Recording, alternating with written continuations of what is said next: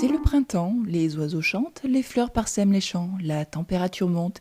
Il y a cette charme en personne qui vous fait de l'œil et qui vous rejoindra peut-être dans votre champ pour une étreinte passionnée, durant laquelle elle drainera votre énergie vitale. Ça vous fait moins rêver? Laissez-moi donc vous parler du lidert. Le lidert est une créature hongroise qui peut prendre plusieurs apparences. Le mot lidert n'a pas d'étymologie précise et a tendance à être utilisé pour qualifier un peu toutes les créatures ou phénomènes magiques en Hongrie.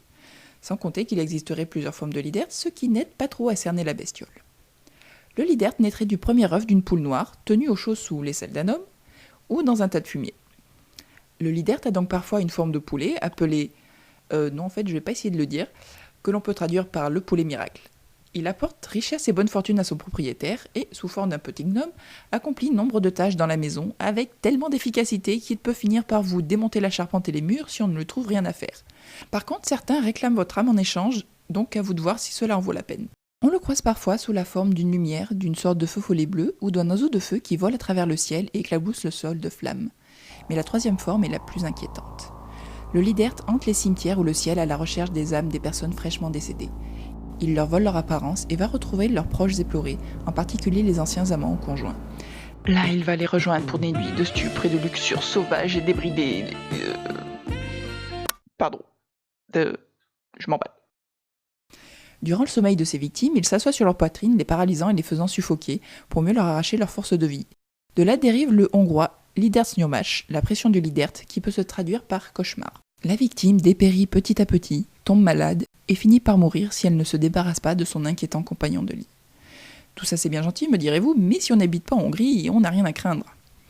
Le récit de certaines activités du lidert ne vous rappelle rien? Vraiment?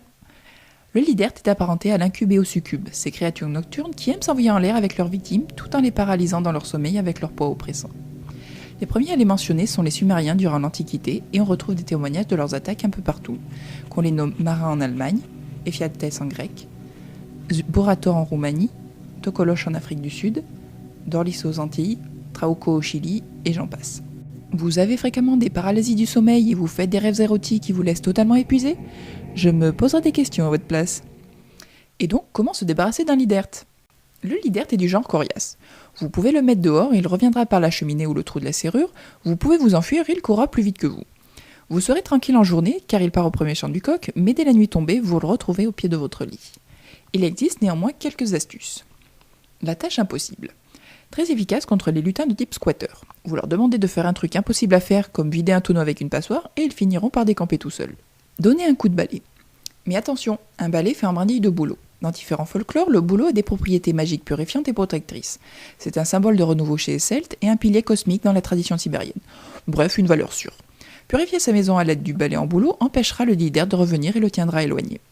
Dans tous les cas, il partira en éclaboussant les murs de flammes et en y laissant des traces de suie. Notons que certaines victimes, trompées par la forme que prend le lidert, sont persuadées qu'il s'agit de leur conjoint ou conjointe disparu, revenu pour elles du royaume des morts. Elles se laissent donc vampiriser sans protester, afin de profiter encore un peu de la présence de l'être aimé. Il faudra leur faire prendre conscience de la véritable nature de leur amant en leur montrant les empreintes qu'il laisse sur le sol, celles d'un cheval étrangement. C'est sur cette note pleine de bonne humeur que je vous laisse. Rendez-vous au prochain chapitre et d'ici là, essayez de survivre.